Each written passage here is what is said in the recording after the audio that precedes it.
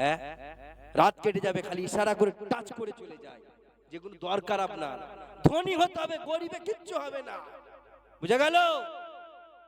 আর কলমের জোর রাখবেন, যাদের সন্তানরা পড়াশোনা করছে, বাপ না খেয়ে হলেও চালানা শিখান, কলম চালানো, বোঝা গেল? এটা ইসলামের নীতি। আল্লাহ প্রথমে সৃষ্টি করেছিলেন কলম, লেখা হয়েছিল। কোরআনের প্রথম আয়াত নাযিল হয়েছে ইকরা বিসমি রাব্বিকাল্লাযী খলাক, ওটা বাধ্য হয়ে বলতে হয়েছে ইকরা ইকরা, পড়ো পড়ো, শিক্ষা অর্জন করো। আরে বাবা, জাতি এমন হয়ে গেছে, খালি গুটকা খাও, শান্তি খাও, মদ খাও, জুয়া খেলো, সাট্টা খেলো। হ্যাঁ, কি রে বাপ সাথে করলে জুয়ায় বসেছে, কেউ কি ব্যাপার, কি করবে? আর লেখাপড়া নেই,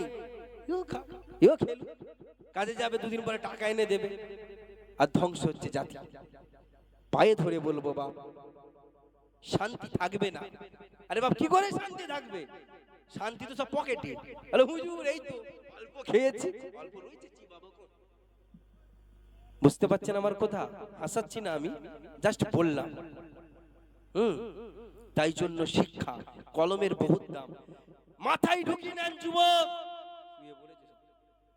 ফ্রি ফায়ার তোমাকে বাঁচাবে না, কি সব গেম খেলো তোমাদের বাঁচাবে না। এমন তৈরি হও, নিজের সমস্ত কাজ যেন নিজে করতে পারো। একটা চিঠি লেখার জন্য, একটা দরখাস্ত লেখার জন্য, লেটার লেখার জন্য অন্যের অপেক্ষা বসে আছি। 100 টাকা নিবে, 200 টাকা নিবে, সে লিখে দেবে।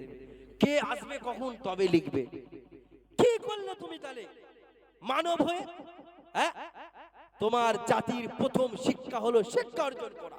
শিক্ষা মেরুদণ্ড জাতি, যে জাতির শিক্ষা নাই সে জাতি জাতি নয়, বুঝা গেল? শিক্ষা অর্জন করাতে হবে বাপ। আর এই দেশে আমাদের থাকতে হলে, আমাদের দেশে যে শিক্ষাটা মজবুত, জেনারেল শিক্ষা, সেটা অবশ্যই দরকার।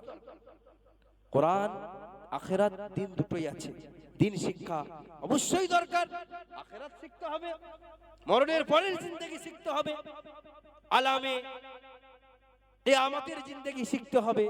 তার আগে আমার দেশে থাকতে গেলে, আমার দেশের নিয়ম জানতে হলে, আমার দেশের নীতি রীতি জানতে হলে, সংবিধান পড়তে গেলে আমাকে জেনারেল শিক্ষা শিখতে হবে, ব্যারিস্টার হতে হবে, আমাকে ডাক্তার হতে হবে, ইঞ্জিনিয়ার হতে হবে, তার সাথে 5 ওয়াক্ত নামাজও পড়তে হবে। এটাই তো আল্লাহ বেশি খুশি হবে। তোমাকে মুখে দাড়ি রাখতে বলি না, যে শুধু মুখে দাড়ি রেখে এই তাসবিহটা নিয়ে ওই মসজিদের কোণে বসে আল্লাহ আল্লাহ আল্লাহ আল্লাহ বলা হয়েছে না।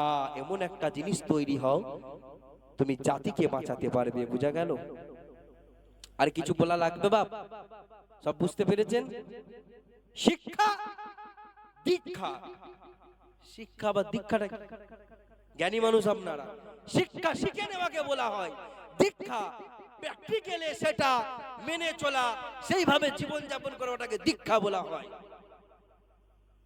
একটা লোক আছে ইঞ্জিনিয়ার, ডাক্তার, শিক্ষিত, তার আচরণ ভালো না, মানে সে শিক্ষা হিসাবে চলতে পারে, বুঝা গেল?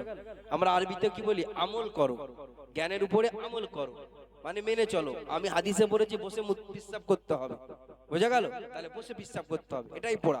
আর যদি আমি পড়েছি বসে পিশাব করা সুন্নাত, আমি দাঁড়িয়ে করব, তাহলে এটা কি আমার শিক্ষা হলো? না, শিক্ষা আছে, সেভাবে চলছি না, তাহলে ওটা কি বলা হবে? কুফর বলা হবে, বুঝা গেল? তাহলে প্রত্যেকে শিক্ষা করব দীক্ষার সাথে, আর নিজেদের প্রকাশ করব কালচারের সাথে, হ্যাঁ, প্রকাশ করব আখলাক চরিত্রের সাথে, যেন আমার বেদিন ভাই আমার ব্যবহার থেকে সত্যি ইসলাম ধর্ম এত সুন্দর, সত্যি ইসলাম ধর্মে মানবতা আছে, শান্তির ধর্ম বলতে বাধ্য হয়, এটারই নাম ইসলাম, বুঝা গেল? সময় খুবই সংক্ষিপ্ত, এবার আমি রওনা হব।